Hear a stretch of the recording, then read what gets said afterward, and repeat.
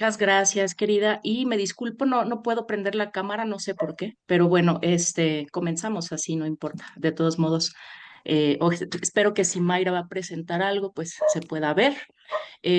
Mayra Arriagada Solís es doctora en antropología por el Instituto de Investigaciones Antropológicas de la Universidad Nacional Autónoma de México, UNAM, y maestra en estudios latinoamericanos por la misma universidad. Actualmente se desempeña como docente en la Escuela de Psicología de la Universidad Academia de Humanismo Cristiano en Santiago de Chile, donde imparte cursos relacionados con su formación académica. Sus líneas de investigación se centran en la antropología de la salud, el cuerpo y las emociones, con un enfoque en el estudio del cuerpo desde el síntoma, buscando articulaciones teóricas y metodológicas entre la antropología, la semiótica y el psicoanálisis.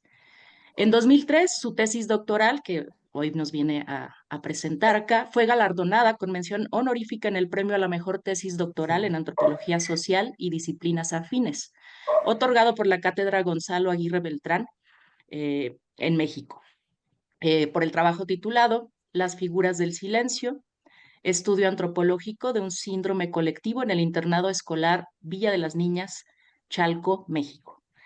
Ella está actualmente cursando el quinto semestre de la formación en psicoanálisis aquí en el Círculo Psicoanalítico Mexicano, en la modalidad en línea, y ya es miembro de la generación 38. Así que muchísimas gracias, Mayra, por estar con nosotras acá, y muchas gracias a todos los que se conectaron para acompañarnos. Tienes la palabra, tendrás el tiempo que necesites para exponer y abriremos posteriormente pues una sesión de preguntas y comentarios. Gracias. Bueno, yo agradezco la invitación a Mariana y a María Alejandra. Y yo espero que lo que les voy a presentar ahora no tengo un PPT, tengo un escrito para ser un poco más fiel a la presentación. Así es que espero que lo que se comente y se exponga en este texto contribuya al objetivo de este seminario, que es establecer puentes disciplinares. Bien, quería aclarar que digamos, el reconocimiento de mi tesis fue el 2023, no el 2013, o sea, hace poquito. Ya, voy a comenzar. Bueno, en esta presentación abordaré un caso de somatización colectiva ocurrido en un internado religioso para estudiantes adolescentes en Chalco a fines del 2006, en el que un grupo de adolescentes, aproximadamente 600 de 4.000, comenzaron a presentar un conjunto de síntomas, siendo el principal la parálisis de piernas, sin causa médica orgánica aparente. Este fenómeno, lejos de limitarse a un diagnóstico clínico, revela la articulación compleja entre el cuerpo, lo psíquico y lo cultural. Nos preguntamos qué factores sociales, culturales y psíquicos están implicados en esta aparición de los síntomas y sobre todo qué nos dicen los cuerpos de esas adolescentes sobre las tensiones vividas en ese entorno. La metodología. La metodología utilizada en esa investigación fue la de un estudio de caso con perspectiva etnográfica, definiendo como objetivo principal el analizar los factores socioculturales que dieron origen al brote masivo de somatización en el internado escolar desde una perspectiva antropológica. Se analizaron los relatos de 8 casos de jóvenes internadas que fueron retiradas del establecimiento y llevadas a sus localidades de origen cuando se hizo pública la noticia de la enfermedad a través de los medios de comunicación. Se utilizaron técnicas como la observación directa y la entrevista en profundidad semiestructurada aplicada a los casos de estudio, pero también la entrevista antropológica o entrevista abierta o espontánea, como le llamamos, y semiestructuradas a diversas personas que aportaron con información relevante, tales como la psicoterapeuta encargada del proyecto de salud mental en el internado, especialistas en psiquiatría y salud mental, a una ex novicia egresada del internado, un curandero, una maestra rural, religiosas y misioneras con las cuales me hospedé en algunos de los lugares visitados. La aproximación en sus localidades de origen fue fundamental, puesto que esto me permitió atestiguar in situ las condiciones de vida de su entorno físico, además de ciertos patrones de relación y de género predominantes en sus contextos familiares y locales. Las entrevistas contaron con el consentimiento informado de las participantes y de las mamás, principalmente, con quienes también se conversó en los casos en que se pudo. Resultados, inicios del brote. El inicio del brote fue en diciembre del 2006, con mayor número de casos en enero y febrero del 2007. Esto duró hasta marzo del 2007, disminuyendo su intensidad durante el mes de marzo. El síndrome colectivo fue diagnosticado por la Secretaría de Salud de México como un trastorno psicogénico del movimiento, siendo el principal síntoma, como dije, la parálisis de piernas. Luego de varios exámenes, se descartó que fuera un problema viral o por comer comida contaminada. De acuerdo con este diagnóstico, el problema emocional se traslada al cuerpo, provocando problemas para caminar o parálisis. La población afectada fueron adolescentes entre 11 y 18 años del internado escolar Villa de las Niñas, ubicado en la localidad de Chalco. Son niñas de escasos recursos provenientes de distintas zonas del país, urbanas y rurales, y de comunidades indígenas que no cuentan con acceso a la educación como la ofrecida por la congregación religiosa. Las jóvenes son reclutadas por personas que trabajan como intermediarias en las comunidades para informar a las familias de las posibilidades educativas que brinda el internado. Estas son un título técnico, alojamiento, mantención gratuita, ropa, comida, útiles escolares y aseo. A cambio, las estudiantes deben permanecer en un estricto régimen de encierro sin poder ver a sus familiares durante el año, salvo 2 veces al año. Aporte del estudio de la histeria a los fenómenos de masa. Voy estableciendo algunos ejes de análisis con los cuales voy como mencionando. Como se ha visto a través de la lectura de Freud, la sintomatología histérica se encuentra atravesada por la realidad social de su época y a la identificación como concepto central. Se dice que sus manifestaciones corporales varían de acuerdo con los requerimientos y cambios culturales de cada época. En la Edad Media, por ejemplo, se pensaba que los ataques histéricos eran posesiones demoníacas por exceso de sexualidad y voluptuosidad atribuida a las mujeres. Por eso debían reprimirse porque representaba un peligro para el orden establecido, regido principalmente por hombres y el poder encabezado por la Iglesia. Asimismo, se decidió que la identidad femenina debía estar recluida principalmente en el espacio familiar, en el convento o en las obras de caridad. En dicho contexto, no solo se estigmatizaba la sexualidad femenina como excesiva y pecaminosa, sino que también como producto de un pacto con el diablo. Se pensaba y decía que había una tendencia natural de las mujeres hacia la sexualidad y el sexo. En este contexto, no es casual que sus manifestaciones corporales se asociaran con la figura de la bruja creada por la Iglesia como pareja sexual del demonio. Posteriormente, la histeria se traslada a los conventos, donde el lenguaje del diablo se manifiesta en otra lengua, y en los cuerpos de las monjas afectadas con gestos y movimientos indecentes o de erotismo desenfrenado, como menciona Michel de Certeau, que reniegan de Dios, contorsiones y repulsiones, por un habla de los órganos, como el pie, el sexo, la boca, sacando la lengua, soplando, escupiendo. Lo anterior representaba para la ideología religiosa que Dios ya no estaba en el cuerpo y que el cuerpo de la poseída ya no era el suyo, sino del diablo. En la época de Freud, el lenguaje del cuerpo, con sus contorsiones y espectacularidad en sus gestos y teatralidad, habla de la objetivación de la representación penosa. Su simbología e iconicidad aluden a una relación sexual y a ciertas partes del cuerpo involucradas en la escena del trauma, una representación simbólica de un trauma infantil asociado a la acción seductora, real o fantaseada de otra persona. Con todo, y a pesar de que la noción de histeria no tenga la misma presencia que antaño por el sistema de clasificación diagnóstica imperante, creo que la histeria o los estudios acerca de la histeria son un importante referente y aporte para entender los fenómenos de masa o de brotes de somatización colectiva, como es este caso, el cual, como se verá, lo interpretamos como una afección psíquica que proviene de un proceso relacional y cultural vinculado a procesos de identificación y como tal de constitución psíquica y de identidad individual y colectiva. Podemos ver cómo en la actualidad los procesos de identificación e identidad se ven fuertemente influenciados por la globalización económica y el desarrollo tecnológico, pues no solo se homogenizan los comportamientos en función de los criterios de mercado y de productividad, también se producen dinámicas competitivas y autorreferenciales que producen distancias y rupturas entre los sujetos, entre estos y sus vínculos sociales o culturales. Esta ruptura de lazos y vínculos sociales significativos o referentes culturales significativos y sus efectos en el psiquismo humano han sido tema de interés para la etnopsiquiatría. Entre los planteamientos que destaco están George Devereux y Laplantin, por ejemplo.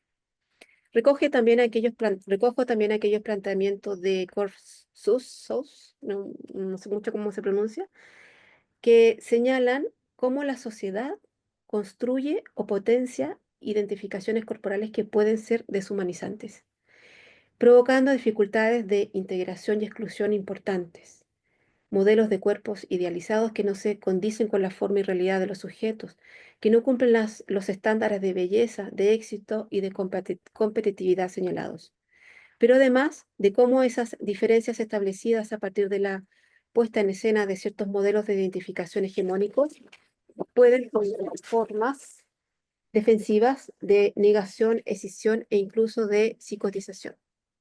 De ahí la importancia de este tipo de estudios que busca entender cómo operan esos procesos de identificación y sus efectos en la constitución del psiquismo e identidad.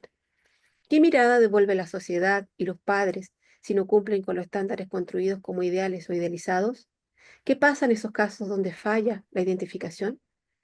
Florence desarrolla esta identificación esta distinción, diciendo que el término de identificación se refiere tanto a una forma transitiva de luego identificar como reconocer, distinguir, designar a una persona o a una cosa, como a la forma reflexiva referida al acto de basar el propio comportamiento, sentimientos, pensamientos en función del modelo proporcionado por otra persona.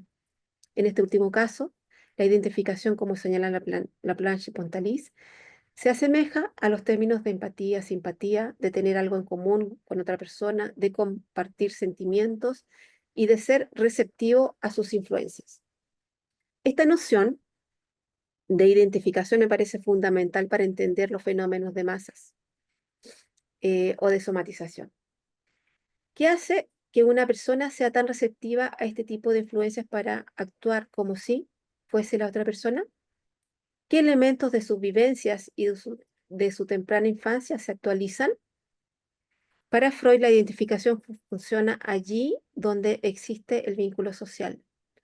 En la psicología de las masas y análisis del yo, señala que la identificación es la más temprana exteriorización de una ligación afectiva con otra persona. Se reconoce la existencia de la formación del síntoma por la identificación, que opera sobre la base de poder o querer ponerse en el lugar o en situación de otro. En ese caso, la identificación alude a una especie de vinculación que de manera inconsciente posibilita el contagio emocional por infección psíquica. Este aspecto me parece muy interesante porque permite comprender, permite comprender algunos elementos de la transmisión de los fenómenos de masas que se funcionan o que funcionan no por la vía racional y consciente, sino por la vía de la emoción, de la vivencia y la experiencia compartida. Algunos elementos para el análisis de los casos de somatización colectiva. De acuerdo a la bibliografía revisada y a mi propio caso de estudio, es común que estas personas presenten un conjunto de síntomas o síndrome, cuya alteración física no responde a ninguna causa orgánica, sino psicológica, donde cada miembro del grupo puede experimentar uno o más de los síntomas. Por lo general, Estos fenómenos ocurren, según Tizón, en recintos escolares, militares, hospitales o instituciones laborales. En el ámbito escolar, es frecuente que afecte más a mujeres y dentro de este grupo, adolescentes, con posibilidad de extenderse, dice el autor, a edades menores. Llama la atención que cuando, en cuanto a las vías de transmisión, se destaque la vista o el oído. Es frecuente entonces que estos brotes aparezcan en contexto también de alta inestabilidad social, psicosocial y económica, en el que los conflictos afloran con gran facilidad. En estos contextos, los síntomas evidencian frecuentemente estrés físico, psicológico o situaciones de desestructuración familiar, de redes sociales o situaciones de aislamiento, marginalidad social y económica. Ambientes familiares de gran tensión psicosocial que estimulen ansiedades persecutorias, potenciadas por situaciones policiales, de migración, ilegalidad, entre otras, además de transgresiones sociales, que son también elementos bien frecuentes. Se mencionan también como rasgos, según estos estudios de personalidad, como la sugestibilidad, la hiperemotividad y la tendencia a la imitación, de acuerdo a esta referencia, ¿no? Bueno, cuando se busca un origen que pueda dar respuesta al fenómeno de somatización colectiva, es común que entren en juego otras creencias mágicas, por ejemplo, y míticas, que se superponen a los conocimientos médicos, que son en sí explicaciones insatisfactorias para las personas afectadas y sus familias, puesto que los síntomas persisten sin que se encuentren sin que se encuentre una respuesta o causa orgánica. Esto es bastante frecuente en el caso de las chicas de Chalco, porque dentro de su universo simbólico se cree y se practica la brujería, ¿no? Estos son creencias de raíz mesoamericana. Otro aspecto derivado de la identificación es que se juega la implicación de de las personas en la situación inductora del síntoma. Algo se comparte. Hay algo en común que es inconsciente.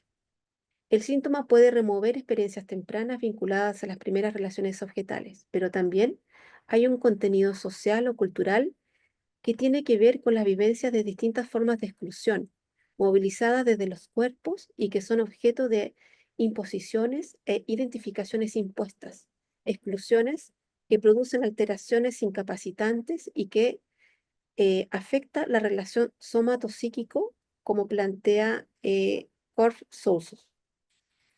Esto es la imposibilidad de representarse estos papeles esperables socialmente.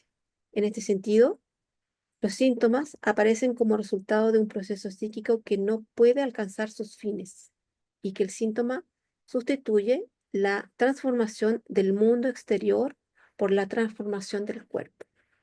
Esa es una referencia de Florence. La aculturación como explicación antropológica. Volviendo al caso de estudio. El proceso de aculturación que indica o adoptar los rasgos de una nueva cultura comienza en el caso de Villa de las Niñas desde el primer día que llegaron al internado escolar, como con la entrega de sus uniformes, o no, con la entrega de uniformes, el despojo de sus ropas y objetos personales, con lo cual se desprendían de su acostumbrada apariencia personal y con ello de su identidad. Esto afectó fuertemente su imagen corporal y la percepción que tenían de sí mismas. Son obligadas a cortarse el pelo a la altura de la oreja, con lo cual se veían todas iguales. Son obligadas a adoptar nuevos comportamientos, formas, gestos y estilos más sumisos de conducta que no hacen sino enfatizar la pérdida de su libertad de movimiento y la despersonalización de sus cuerpos. Lo anterior se refuerza en el hecho de que siempre tenían que pedir permiso, siendo constantemente vigiladas por las religiosas y las llamadas ates, que eran hermanas mayores estudiantes seleccionadas por las propias religiosas para informar de cualquier comportamiento anómalo entre sus compañeras. Cambio de estructura y deculturación. El cambio de estructura, pasar de la estructura habitual, ¿no es cierto?, de sus comunidades al internado y al encierro, implicó para ellas la adopción de pautas y hábitos de comportamiento alejados de su cultura, así como el abandono de elementos culturales significativos tales como el uso de su lengua en algunos casos, los casos de las comunidades más aisladas, la comida tradicional mexicana basada en tortillas de maíz y otros elementos típicos como el frijol y el chile, la relación habitual que mantenían con su entorno, muchos de los cuales eran de naturaleza para quienes vivían en las localidades, comunidades rurales, así como la forma de vestir, peinarse o llevar el cabello. Cabe destacar que en estas sociedades, para las mujeres llevar el cabello largo es un signo de feminidad y muy valorado por estas culturas. Sin embargo, a pesar de experimentar ese proceso de aculturación y de deculturación, es decir, dejar o perder algunos elementos significativos de su cultura, las jóvenes afectadas no se adaptaron al proceso, al patrón de conversión religiosa impuesto como querían las religiosas, sino que demostraron a través de sus síntomas ser portadoras de un simbolismo cultural que no pudo encajar en la rígida estructura o modelo de organización religiosa. Modelo de internamiento. Este modelo implicó para las estudiantes el encierro, el aislamiento del mundo exterior y el abandono de sus formas habituales de vida. Cabe recordar que en esa época, como señalé anteriormente, solo 2 veces al año podían salir del internado para pasar las fiestas de Navidad y Año Nuevo o recibir visitas. Erving Goffman denomina este tipo de instituciones como totales porque todas las actividades que realiza un grupo considerable de personas lo hacen en un mismo espacio físico, como estudiar, comer, dormir, socializar, etc. Comparten en su encierro una rutina diaria administrada formalmente. No obstante, a pesar de las formas homogéneas de expresión corporal que las niñas fueron adoptando en lo físico, con una nueva imagen corporal, la experiencia de aculturación parece centrarse más en la incorporación de ciertas prácticas corporales relativas a la alimentación, vestuario y sexo y la disciplina, y menos a una idea de asimilación espiritual propia del modelo de estructuración religiosa, salvo, diría, aquellas internas que, movidas por la orientación, el internado recibida, deciden seguir el camino religioso de la congregación. Hay que recalcar que las estudiantes no llegaron a la institución religiosa para ser novicias, sino para estudiar y lograr un título técnico que les permita trabajar y obtener un ingreso para salir de la pobreza. Condiciones para la somatización colectiva o contagio emocional. El miedo y la sugestión como catalizadores. Volviendo a la idea del brote epidémico de masas o convulsivo, de acuerdo a la lectura de Tizón y de Small, hay ciertos elementos comunes observados en estas situaciones que se van de otro estudio. Una es la transmisión a través de la vista y escucha, como había mencionado. Esto lo recalco porque fue un elemento bien singular. En la investigación de Chalco se dijo que hubo una transmisión que operó a través de una maldición y que ayudó a la propagación del contagio emocional o somatización colectiva. En este sentido, el miedo emerge como un factor central. Este se intensifica cuando aumenta el número de casos de parálisis y se alcanza un punto crítico de perturbación colectiva. La institución opta por el silencio, sin informar a las familias de lo que ocurre con las chicas.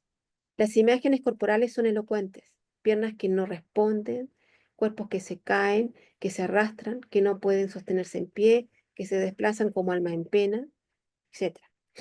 Walter Cannon, una, eh, era un, era, hacía estudios desde la fisiología, pero desde una perspectiva antropológica, mostró esta realidad corporal y de cómo lo fisiológico se regula de manera interconectada con lo social y cultural.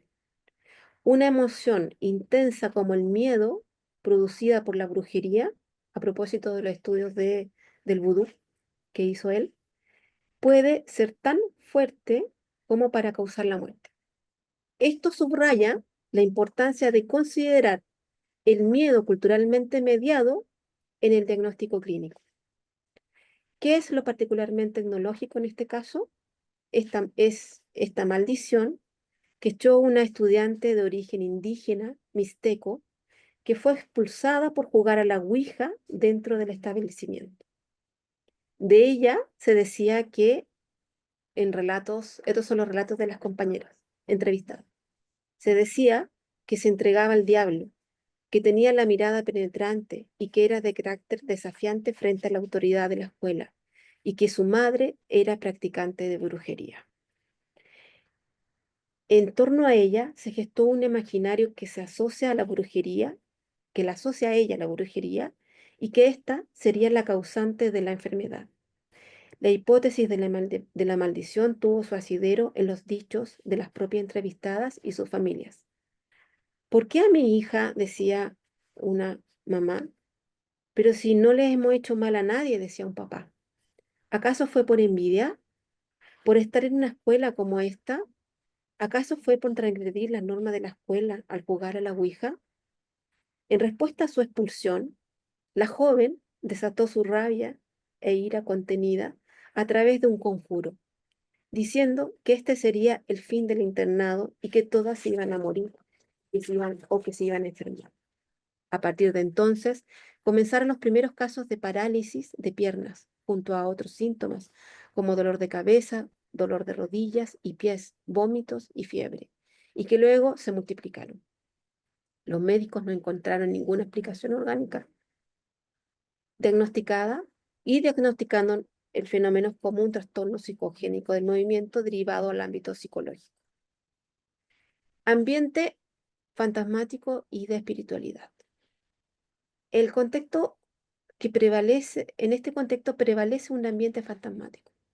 Historias de apariciones, demonios y de demonios. Chicas sonámbulas, objetos enterrados en el patio de la escuela, como una ouija y muñequitos. Historias de muertes y apariciones como la de un niño salvado milagrosamente por un hombre que tenía una capa negra. Esta era la historia de un niño que saltó del séptimo piso porque estos son un recinto muy grande donde habían como 5 edificios de 7 pisos cada uno. Entonces un niño saltó en la época cuando el internado era mixto, después pasó a ser, por los problemas que habían eh, de sexualidad seguramente, pasó a ser solamente un internado de niñas. Se dice que este niño saltó y que lo acogió un hombre de capa negra. Esa fue una de las historias. Y después había otras historias de una niña que murió en el internado a causa de problemas médicos y que su alma andaba recorriendo los pasillos y los jardines vestida de blanco. Estas narrativas no son simples supersticiones, sino formas de significar el miedo y también su realidad. Los relatos y sueños de las adolescentes están impregnados de estos temores, de muertes y apariciones, y a menudo vinculados a experiencias de migración, discriminación y violencia por ser personas de escasos recursos e indígenas también.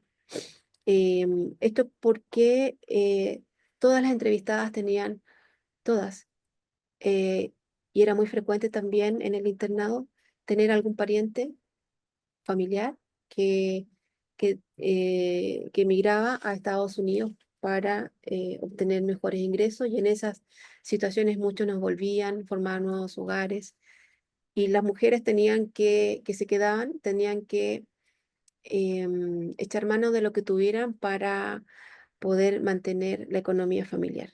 Entonces ahí las estudiantes empiezan a visualizar cambios importantes en los roles tradicionales que empiezan a tener las mujeres dentro de la economía doméstica. Bueno, identificación social y conflicto cultural.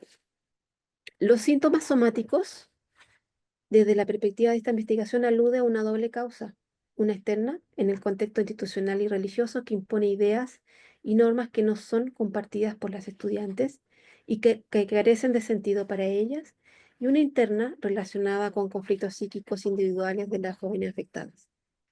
De la teoría freudiana, los síntomas son una expresión figurada de contenidos inconfesables, que surgen de la represión del yo, que el yo se impone ante la aparición de los impulsos sexuales y el deseo inconsciente de su satisfacción. En el internado, la sexualidad se condena y es rechazada en sus expresiones más sutiles. Demostraciones de cariño entre compañeras, con las religiosas, en la posibilidad de tener a más de una mejor amiga, ¿no? Se les recomienda solamente tener una amiga, se recomienda mantener distancias con los profesores varones, incluso está delimitada por las losetas que demarcaban metros de distancia, no se podía hablar de sexualidad en las clases, ni menos de cuestiones personales, emocionales, etcétera. Se rechazan las relaciones sexuales fuera del matrimonio, considerándolas pecaminosas porque violan las leyes de Dios, y la sexualidad en este contexto se transforma entonces en algo malo, peligroso, prohibido, que debe ser evitado a toda costa. No se reconoce su existencia y se infantilizan los cuerpos de las adolescentes, siendo que muchas de ellas en su comunidad ya tenían eh, vida sexual, ¿no? Y a temprana edad. Asimismo, se casan jóvenes porque quedan embarazadas. Las jóvenes, por su parte, no se identifican con este modelo de castidad, pues anhelaban vivir su sexualidad como cualquiera chica de su edad y además continuar con sus estudios. Sexualidad, represión y censura. Los contenidos sexuales aparecen en las sesiones terapéuticas y son fuertemente censuradas por las religiosas. Se prohíbe hablar del problema. Se aíslan a las afectadas y se oculta la situación a las familias y al exterior. Se relatan contenidos y actitudes corporales de tipo sexual, algo completamente intolerable para la cultura religiosa. Esto eran en las sesiones. Relatos de toqueteos entre compañeras, de prohibiciones de masturbación, de vigilancia extrema, etcétera. Esta represión violenta e impide cualquier canal simbólico de expresión, forzando al cuerpo a hablar a través de otras vías. Las figuras del silencio, como llamé a este tipo de expresión no verbal, alude justamente a estas adolescentes silenciosas que no pudieron expresarse libremente y que no podían disentir frente al modelo de estructuración religiosa.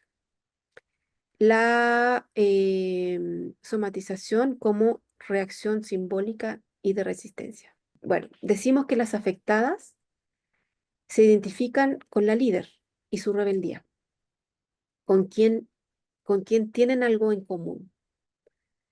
Esto es la rabia contenida, los deseos de poner fin a una situación opresiva, a una situación opresiva, que es vivida como insoportable y que además no puede expresarse.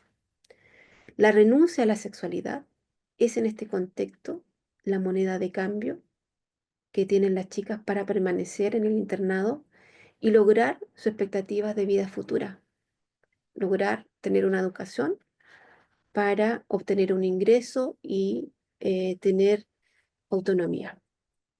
Claramente, los costos eh, de esta educación son demasiado altos.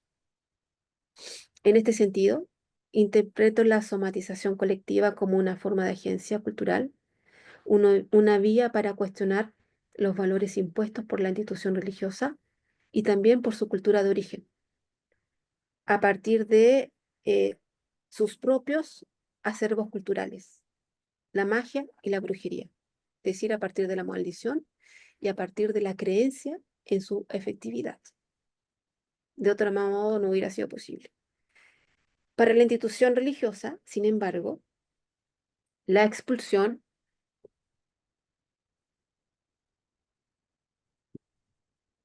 funcionó como una sanción correctiva y punitiva que advierte sobre aquello que no debe hacerse y sus consecuencias.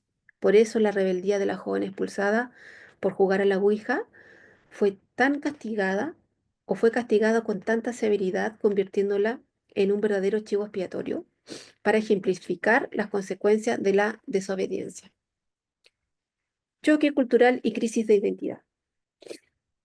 Ya falta menos.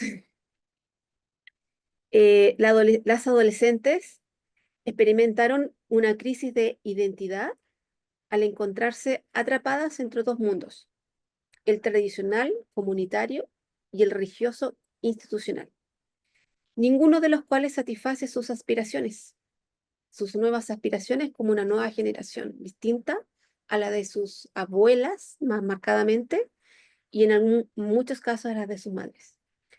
Entraron en un conflicto de identidad y de falta de sentido con los modelos de feminidad impuestos. Hablamos de una feminidad sometida, subordinada, orientada hacia el cuidado de la familia, el hogar y a la obediencia, sin contemplar siquiera sus necesidades, sus deseos de seguir estudiando, de poder tener un trabajo, de independizarse, etc.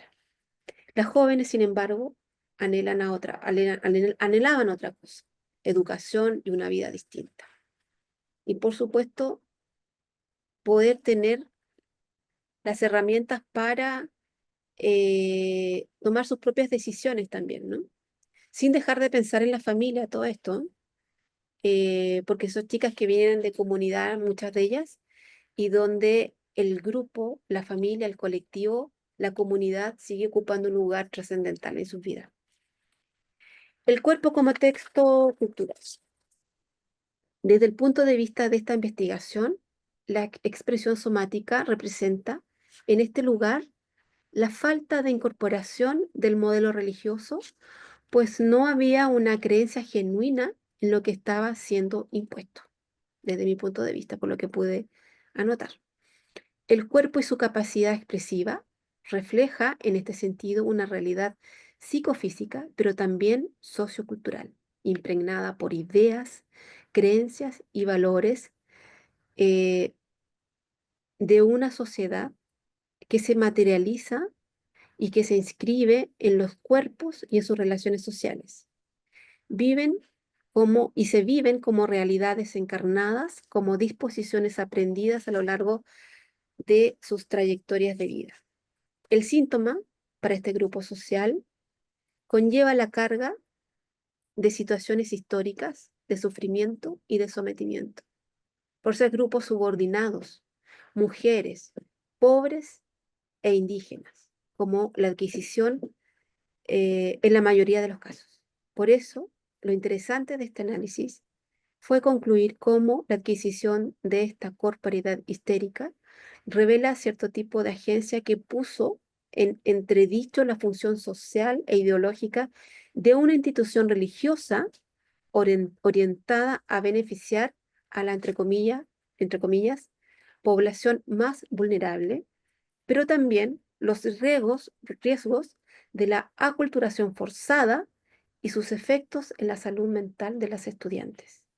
La madre superiora de origen coreano, acostumbrada a una cultura de mayor disciplina, fue insensible a estas diferencias culturales, provocando en las estudiantes fuertes sentimientos de malestar y de rabia contenida, que se manifestaron mediante la somatización porque no había posibilidad de expresarlo de otra manera.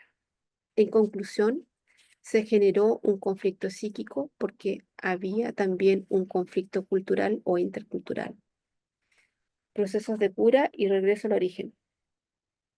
Cuando los tratamientos convencionales fallan, en este caso, y lo digo así, lo pongo en orden, exorcismo, que fue la primera práctica que se utilizó para poder curar a las chicas, llamaron a un cura, todo eso. Medicina coreana, psiquiatría, medicina alópata. Cuando los tratamientos convencionales fallan, muchas familias deciden retirar a sus hijas del internado, esto ya cuando se supo el problema a través de los medios de comunicación, ni siquiera por las religiosas. El retorno a la comunidad y a las prácticas tradicionales como limpias, curanderos, sobadas, etcétera, se convierte en un proceso de cura simbólica, a pesar de cierta distancia con estas prácticas que algunas de las chicas mencionan, o sea, tienen una relación como, no, la mamá que me mandó al curandero, pero ¿cómo? Si yo le decía a mi mamá, si, ¿cómo yo voy a creer en eso si son supersticiones? Pero muchas jóvenes encuentran finalmente alivio o encontraron alivio en el reencuentro con su cultura de origen. Y como conclusión, para dar pie a los intercambios, puedo decir que, de acuerdo con lo anterior, el cuerpo, la corporalidad, constituye un dispositivo material que exterioriza procesos mentales y estados anímicos susceptibles de ser comunicados. Pero además es una instancia de enunciación que resulta de un desarrollo, de una estructuración psíquica, ¿no es cierto? Que se da al interior de un sistema cultural, de un sistema familiar y cultural, y es decir, que tiene también como proceso un contexto y una historicidad. No, muchísimas gracias. Otra vez me disculpo, no pude prender la cámara, pero qué investigación tan estimulante y tan interesante, ¿no? Tenemos bastantes asistentes, pueden anotar por aquí en el chat preguntas o nuestro anfitrión de la Biblioteca del Círculo podría abrir los micrófonos, por favor, para que me levante la mano y puedan tomar la palabra. ¿Alguien quiere comentar algo? Si no, pues bueno, voy tomando, yo voy empezando, porque veía yo que, pues sí, la investigación se concluyó en 2007, ¿no? O sea, es relativamente reciente esto. Entonces, me encantaría si nos pudieras comentar eh, de qué manera esta investigación, que además estás haciendo con un enfoque metodológico, pues etnográfico y antropológico, de qué manera pone en tensión o apoya las nociones pues, que construyó Freud sobre la histeria. Es decir, ¿hay algo nuevo para ti sobre lo que es la histeria a partir de este trabajo? O, o bueno, piensas que Freud siempre tuvo razón.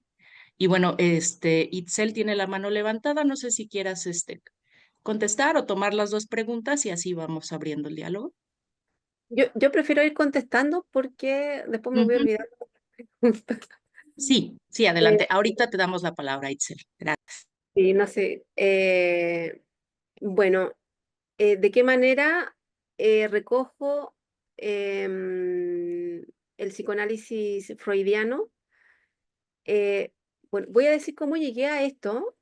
Bueno, a través de mi director de tesis, Carlos Aguado, que en clases de seminario de antropología habló de este caso y a mí me interesó mucho porque yo estaba trabajando el tema de la corporalidad y estaba buscando dónde aplicar la investigación. Y bueno, siempre de una perspectiva antropológica donde analizar el cuerpo como un sistema cultural, simbólico, etcétera. Pero cuando fui analizando y viendo cómo se fueron dando las cosas en este proceso, empecé a estudiar la teoría de la histeria de Freud con mayor profundidad porque sin duda que es un referente fundamental para comprender el lugar de lo inconsciente en la manifestación del síntoma. Y evidentemente eh, es un caso donde la represión sexual juega un rol fundamental, fundamental. Es decir, pareciera que raro que en pleno siglo XXI todavía existan instituciones o visiones de la sexualidad que la nieguen por completo en la adolescencia. Bueno, ni hablar de la infantil, pero estoy hablando de adolescentes. Cómo infantilizan los cuerpos y cómo tiene un lugar, digamos, eh, de, como algo pecaminoso, ¿no? Siguen asociando la sexualidad algo transgresivo, a un tabú, y que debe ser, digamos, evitado a toda costa, como lo señalé. Entonces, en ese sentido, sí fue fundamental. Em, Fue fundamental también porque, eh, a pesar de que me hubiera gustado profundizar mucho más en los procesos de identificación temprana de las jóvenes, a partir de las primeras relaciones objetales y complejo de Edipo, que yo creo que también eso marca la historia, digamos, de los procesos que se van actualizando posteriormente. em, Pude encontrar alguna información, eh, pero como escapaba a las posibilidades de la investigación, no me pude detener tanto en eso. Sin embargo, esta investigación analiza, porque es un fenómeno colectivo, no es solamente individual. Entonces, como fenómeno colectivo, ya entramos en otro terreno que tiene que ver con un terreno más relacional y contextual. Y no solamente relacional y contextual, sino que cultural particularmente. Entonces, eh, si bien es cierto, la teoría freudiana fue un primer elemento fundamental, la antropología me entregó los elementos de contexto privilegiados, diría yo, para comprender la manifestación del síntoma a partir de la maldición, a partir de los propios acervos culturales de las que compartían las chicas. O sea, lo que intento poner en evidencia en la investigación es que es un fenómeno multicausal. Y como un fenómeno multicausal, hay factores psíquicos, hay factores culturales y sociales, culturales porque hay una creencia en la brujería que viene de su raíz mesoamericana, ¿no? Hay Claro. prácticas brujeriles, Ujú. pero también hay un fenómeno social que tiene que ver con la experiencia de la marginación, de la discriminación y eh, todo un sistema, ¿no? Un conjunto de situaciones que hacen que se mezclan, porque no fue una sola cosa que explica, o sea, la antropología me quedaba corta para entender en su complejidad el fenómeno, y yo creo que para el psicoanálisis, la teoría freudiana también podría quedar corta para comprender el fenómeno en su complejidad, como intento explorarlo y relatarlo a partir de todo esto. Por eso fue tan rico para mí entrar en estas profundidades, porque me di cuenta finalmente la importancia de la, de la inter o transdisciplina para abordar un fenómeno en la complejidad y, por cierto, también la historia, ¿no? Porque Claro, em, hay situaciones que no es una visión de la historia cronológica que estamos intentando analizar, sino que es la superposición, como decía Michel Desertot, de momentos pasados y actuales que se actualizan eh, a partir de una situación de imposición y sometimiento ideológica y cultural como fue la experimentada en ese internado, y que por cierto también se reproduce de alguna manera con la imposición de ciertos modelos de feminidad a los cuales ellas también cuestionan, ¿no?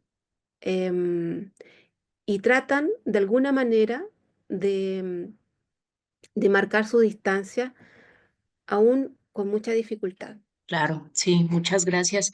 Sí, yo creo que queda de manifiesto con tu trabajo y con toda esta visión interdisciplinaria que has logrado, pues que la institución es religiosa, la institución católica o cristiana occidentalizada, pues tiene un problema, ¿no? Con la expresión del goce femenino, que es algo que se ha intentado contener, ¿no? Reprimir, controlar, y que me parece que eso va a seguir siendo, ¿no? Incluso cuando tengamos figuras que aparentemente son más progresistas. Me parece que esa es una línea, una tendencia que la iglesia tiene bien clara y que no va a abandonar. Este, Itzel, ahora si quieres tomar la palabra, esperemos que... Sí, ahí está, listo. Hola, ¿sí me escuchan? Sí, Hola, buenas Sí, tardes. Soy Itzel, yo estoy en Monterrey. Les mando un saludo. Es la primera vez que me uno a sus círculos de trabajo. Estoy muy contenta de haberlo hecho. Me encantó tu trabajo. gracias. Buenísimo, me gustó mucho. Lo que yo vi mucho en ese trabajo es que es cómo se produce el continuum de la, digamos, de la conquista, ¿no? Un continuum del proceso neocolonialista en el siglo XXI y cómo sigue generando estragos y cómo sigue formando todas estas problemas sociales y culturales y cómo se van manifestando en los cuerpos. Me gustó muchísimo tu trabajo. Mi observación era en el orden de la pregunta que hizo la maestra en la relación de la histeria, lo freudiano. Ya lo respondiste y me quedo bien contenta con tu respuesta. Yo también todavía soy estudiante en formación psicoanalítica, yo soy socióloga de formación, entonces por eso es que me gusta cómo es que se va haciendo el enramado de cómo lo cultural y lo corporal van formando la cuestión de estos sujetos que son alienados de sí mismos y que al último empiezan a generar todas estas patologías, en histerias, en psicosis, con neurosis y cómo se va manifestando. Me gustó muchísimo tu trabajo. Muchas gracias, Itzel. Ah, te quería preguntar de lo que estabas diciendo sobre que las chicas fueron expulsadas y que al último son llevadas hacia estos, digamos, medios tradicionales, ¿no? Como son los chamanes, las limpias, los curanderos. Quería preguntarte si les diste seguimiento y si tuvieron una buena respuesta a estos tratamientos. Sí, y en algunos casos, más o menos. Bueno, en general sí. Yo el trabajo de campo lo hice posterior al momento en que pasó el brote, em, y en ese momento habían pasado unos años ya, entonces tres, cuatro, y yo hice la reconstitución a partir de los relatos, ¿no? De las chicas en sus localidades de origen, y me ubiqué, concentré, eso no lo dije, pero concentré la investigación en una zona en Oaxaca, eh, porque estos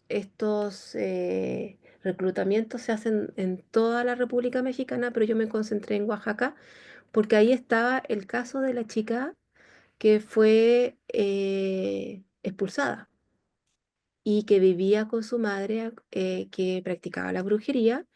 Intenté ubicarla, pero estaba, digamos, muy escondida de los medios de comunicación. Y entrevisté a gente que la conoció, chicas del internado, y después recorrí varias localidades eh, cerca del noroeste de Oaxaca, de la sierra. Entonces, ¿cuál era la pregunta? Me fui de volar. ¿Cuál era la pregunta? Sí, que si tuvieron buenos Ah, la respuesta resultados ya. dentro de los procedimientos tradicionales, porque Ah, bueno, ok. sí, Sí, porque bueno, ya sabes, ¿no? La cuestión de lo que es la cultura, cómo uno se alimenta y cómo todo este contenido cultural lo vamos cargando con nosotros hasta este nivel, ¿no? De presentar toda esta sintomatología corporal a partir de un contenido cultural. exacto, sí. Bueno, y ellas me relataban cómo se fueron poco a poco curando, pero al tiempo en que yo las entrevisté, algunas decían que todavía por ahí les quedaba un resabio de los dolores de piernas o de las rodillas, pero que evidentemente su síntoma fue paulatinamente desapareciendo.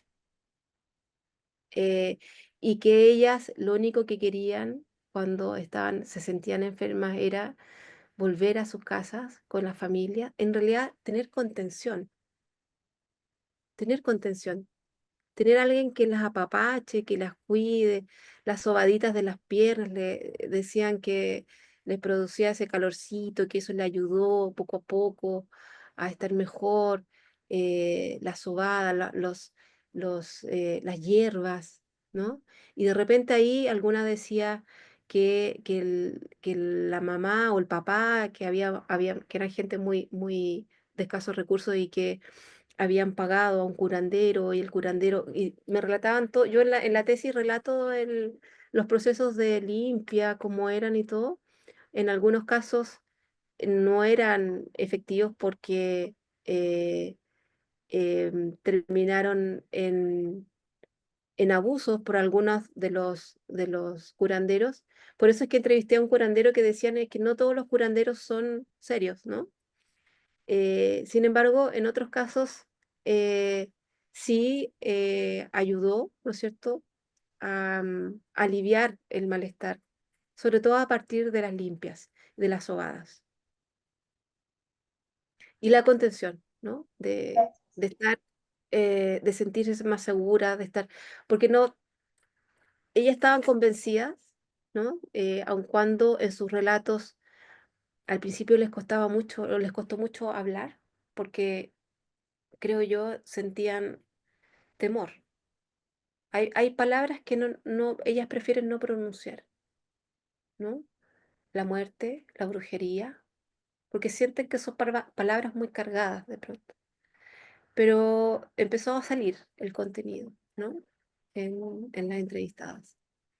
Y yo cuando les preguntaba por el caso de la chica acusada de jugar, expulsada por jugar a la Ouija, ahí empezaban a relatar, pero con cierto temor, también a decir algo indebido o a probablemente a hacer, no sé, pensar de que podría tener algún efecto sus palabras, ¿no?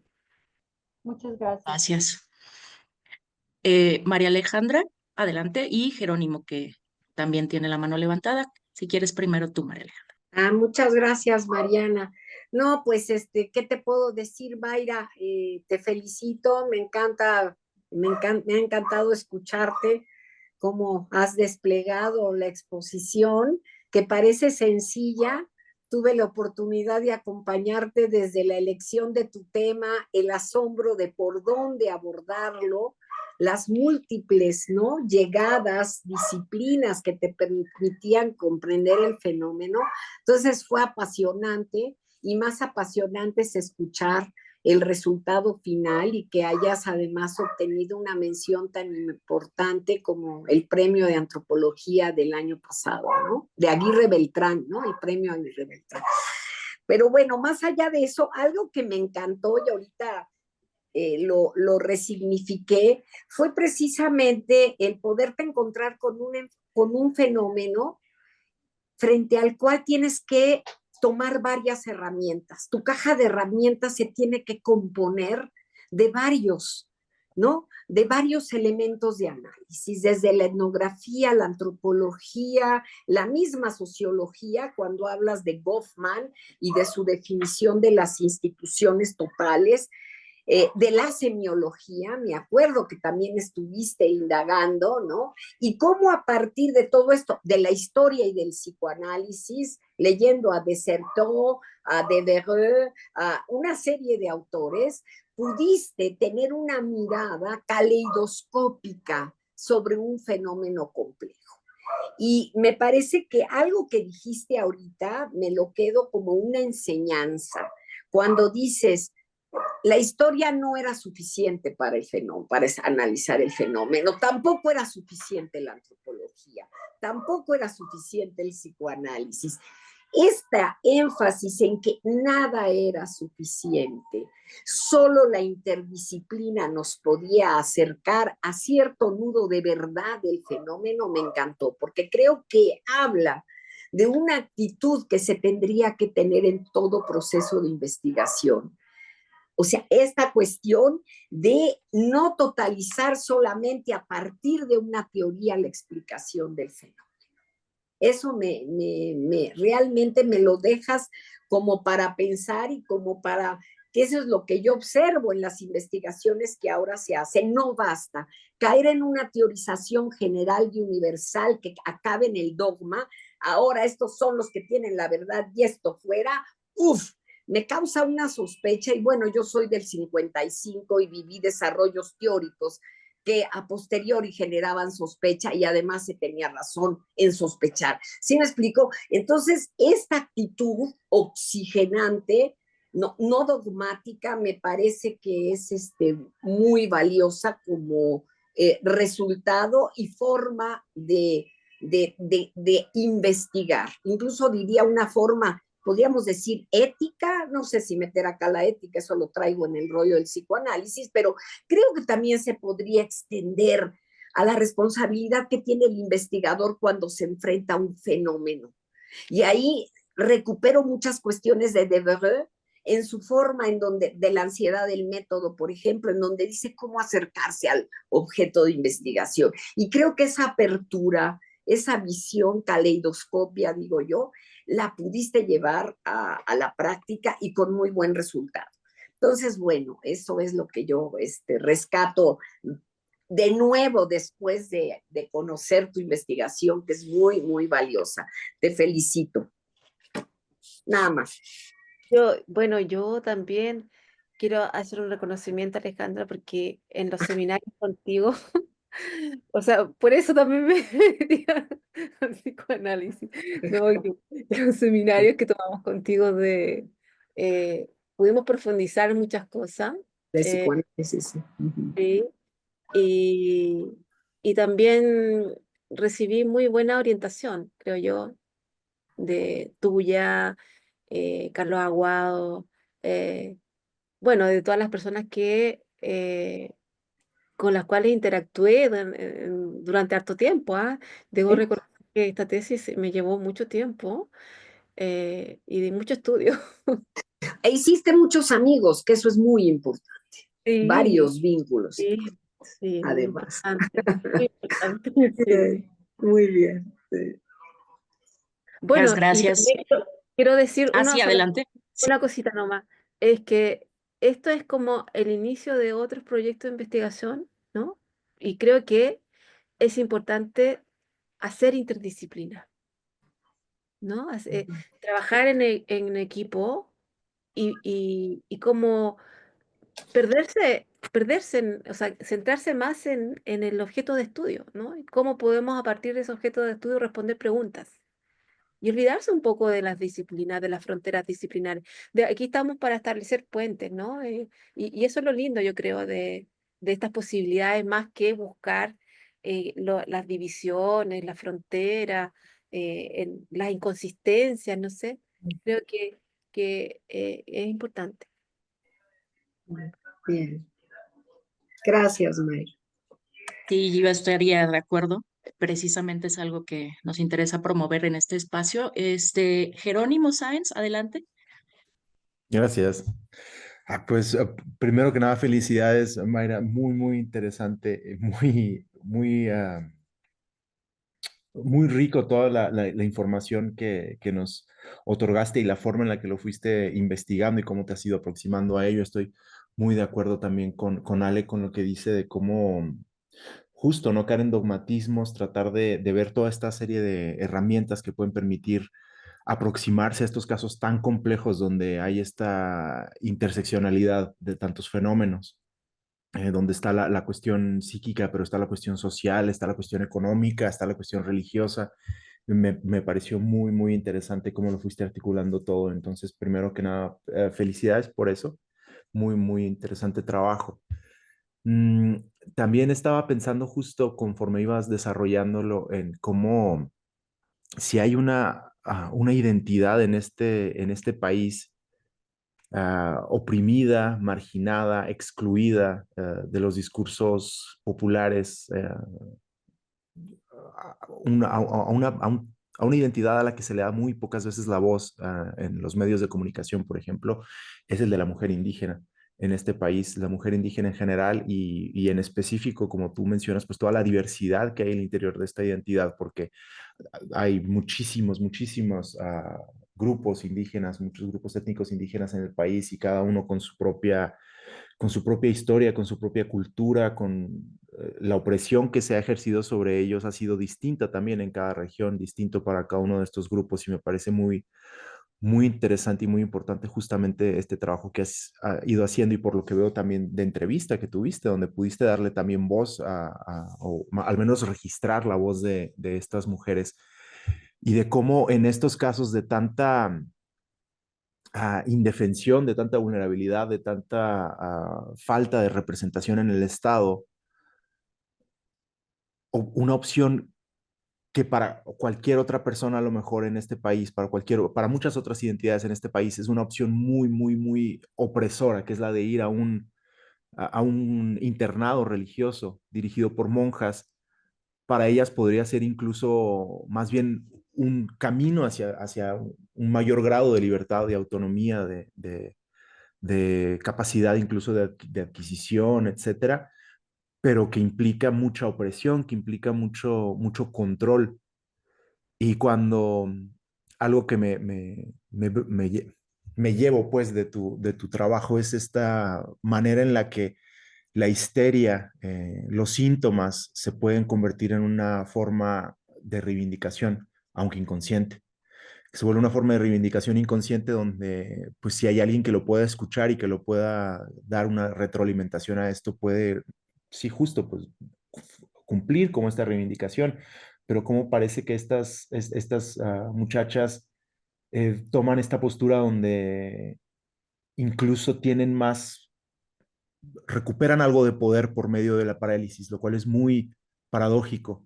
Recuperan algo de autonomía por medio de la parálisis. Y me recordaba mucho esta frase del Paraíso Perdido de John Milton, de Lucifer, este personaje en uno de los primeros capítulos que está hablando con el resto de los demonios después de que los expulsan del cielo y caen en la mitad de la nada. Y esta frase donde dice Lucifer, mejor reinar en el infierno que ser sirviente en el cielo. Y por todas estas connotaciones religiosas me brincaba mucho esa frase ahorita. Y justo tengo yo una duda, que es que mientras lo pensaba, me imaginaba las antípodas, me vino a la mente un ejemplo que son las antípodas de la identidad de una mujer indígena de escasos recursos en México. Todo lo opuesto que se me ocurrió es un grupo que últimamente ha estado, en estos últimos 3 años más o menos, ha estado también teniendo fenómenos de histeria, de contagio histérico, digamos, de contagio de síntomas conversivos, que son los policías en Estados Unidos. A mí me vino a la mente este ejemplo y pensaba, ponértelo como a tu consideración, obviamente no como para que des como ningún tipo de respuesta ahorita, porque hace un trabajo muy complejo, pero ¿cómo te podrías aproximar a ello? Porque desde por ahí del 2022, 2023, empezó a ocurrir en Estados Unidos que estaban teniendo todos estos policías, vamos, que usualmente son hombres, que usualmente son blancos, que usualmente es persona con mucho poder allá en esta sociedad, teniendo desmayos porque habían tocado, según ellos, fentanilo. Sin embargo, ese no es un método, no puede dar, es muy bajo el riesgo de que dé una sobredosis de fentanilo por medio del contacto táctil. Y sin embargo, hubo muchos casos de policías desmayándose, perdiendo el sentido, se les bajaba la presión, etcétera, porque en alguna redada o en algún arresto entraban en contacto con lo que ellos suponían que era fentanilo y les daban también estos síntomas conversivos. Y me llama justo la atención como en este caso que tú mencionas, donde es todo lo opuesto, mujeres indígenas en México, cómo se vuelve este síntoma conversivo una forma de reivindicarse, aunque inconscientemente y aunque con un costo fuerte pues a su autonomía también. Todo lo opuesto, este otro grupo de personas con suficiente poder que de pronto caen presas de estos síntomas. No sé qué te evoca esto o cómo te podrías aproximar a empezar a investigar este otro fenómeno. Pero bueno, ahí te lo dejo, aunque es A lo mejor Buena, mucha buena tarea. pregunta. Sí, bueno, de lo que se menciona acá dentro de las situaciones que son como más frecuentes, yo digo situaciones donde las personas son susceptibles de, de ser influenciadas por otra por alguna razón, ¿no? Y se dan muchas cosas que tienen que ver con, por lo general hay un factor que gatilla, que desencadena la situación y que hay en efecto una situación compartida. Tiene que haber algo que haga que las personas se sientan identificadas, porque sí, yo creo que hay algo, em, o sea, además de esa situación de susceptibilidad por eh, emocional, de vivir en situaciones de pronto de marginalidad, exclusión socioeconómica o algo. Hay algo también que tiene que ver con creo yo, con esto de la identificación, ¿no? Em, y que brota de alguna manera a partir de algún gatillante. Y ahí entran las creencias, ¿no? Habría que ver más en específico eh, qué dicen las personas, escuchar a las personas acerca de sus síntomas y del significado y qué evoca tal cosa, no más que establecer como cuestiones a priori.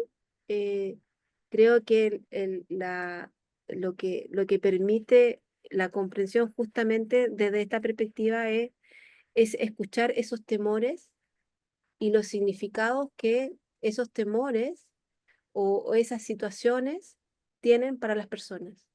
Y de ahí hacer un trabajo que va de los indicios, es como estar abierto a escuchar los significados culturales también. Más allá de las situaciones, digamos, de vulnerabilidad psíquica, social, económica, eso sí está, Ujú. ¿no? Pero hay algo además que comparten de manera inconsciente las personas que son parte de, porque hay algo que opera, digamos, que hace de gatillante también, y que según estos autores opera a través de la vista y de la escucha, ¿no? Que entra por otro lado, no entra por la razón, sino que es algo bien inconsciente. Muchas gracias. Sí, pues esa es justo la postura y la apuesta analítica, ¿no? Pues escuchar el caso por caso, ver exactamente qué es lo que se está moviendo ahí con estos sujetos. Pero además hay algo común, cuando Mm, es colectivo, y eso no hay que olvidarlo, porque más allá del caso por caso, ujú. hay algo que se comparte, que es común, que puede ser un sentimiento, pueden ser una situación. Por ejemplo, en el caso de las chicas, compartían varias cosas. Compartían una historia familiar de sometimiento que se repetía en el internado. Compartían las creencias en la brujería y el temor por lo mismo. Compartían la rabia contenida frente a la autoridad de la iglesia, en este caso era internado, y compartían su deseo por tener una sexualidad más libre, como cualquiera chica de su edad. Entonces, sí hay algo que más, además de las historias familiares, también em, que tienen que ver con historias complejas, ¿no? Bueno, a mí me resulta interesante lo que apunta Jerónimo y no me sorprende, ya que, bueno, estamos viendo la crisis del fentanilo en los Estados Unidos, la cantidad de personas que están pues padeciendo los efectos y el discurso, ¿no? La narrativa de no solamente de Trump, sino de todo el gabinete que está detrás de él, ¿no? Que traen, digamos, este discurso acerca de erradicar el mal, no sé, que tiene que ver con con el tráfico del fentanilo, con los cárteles mexicanos, no lo sé, ¿no? Pero sí, creo que sí es acertado lo que dice Mayra, ¿no? Tiene que ver con un fenómeno colectivo. Tenemos aquí una respuesta de Itzel, dice una rebelión por medio de los síntomas y el discurso de la nueva masculinidad y la fragilidad del hombre. Ah, bueno. No sé si quieras tomar el micrófono, Itzel. Hola, perdón. Sí, esto último me hizo pensar lo que estaba diciendo Jerónimo en lo relativo a estos oficiales que se desmayaban. Lo relacioné con la cuestión de los nuevos discursos sobre las nuevas masculinidades, en donde se manifiesta la cuestión de que estas nuevas formas de ser frágil socialmente, es decir, ya no es vergonzoso que me desmaye, ya no es vergonzoso que llore, ya no es vergonzoso que admita socialmente que tengo una fragilidad, que soy sensible. Entonces, yo creo que tiene algo que ver con eso, porque eso hace 10 años yo creo que lo hubiera ocultado el más medio. Gracias. Pero justo, perdón, justo en estos casos siento que precisa, bueno, no sé, vi algún par de entrevistas en su momento a estos oficiales que les había ocurrido y siento que son personas precisamente que no se permitirían el poder en cualquier otra circunstancia desmayarse. O sea, o sea, mostrarse vulnerables, pues. Sí, difícilmente, ¿no? Si son hombres blancos y policías, se van a sentir frágiles, ¿no? Y menos en Estados Unidos. Pero sí, yo creo que sí tendría que, pues, elaborarse una investigación y preguntar y volver a diseñar, a componer, como dijo María Alejandra, este aparato de investigación interdisciplinario. No sé si alguien quiera hacer otra pregunta, otro comentario, por favor. Levanten la mano. Y si no, pues Perdón, yo de no nuevo sé, Mayr. quiero Sí, preguntar, adelante, quiero Itzel. preguntar si es posible conseguir la investigación de Mayra para leerla, porque me gustó bastante. Así, Sí, justo eso le iba a preguntar si se va a publicar o eso sí la podía compartir. Sí, sí, claro. Voy a tratar, a ajá. ver, voy a ver si tengo aquí, por aquí cerquita para, por el chat, mandársela, la liga. Sí, se puede compartir aquí por el chat. Creo que yo la tenía, déjame buscarla rápido, para de una vez mandárselas por aquí, porque sí, vale la pena. Aquí está. Está en PDF, si te parece bien, la puedo ahorita compartir aquí en el chat. Sí, claro. Sí, gracias. Y no sé, alguien, por favor, que tenga alguna otra pregunta, comentario, inquietud.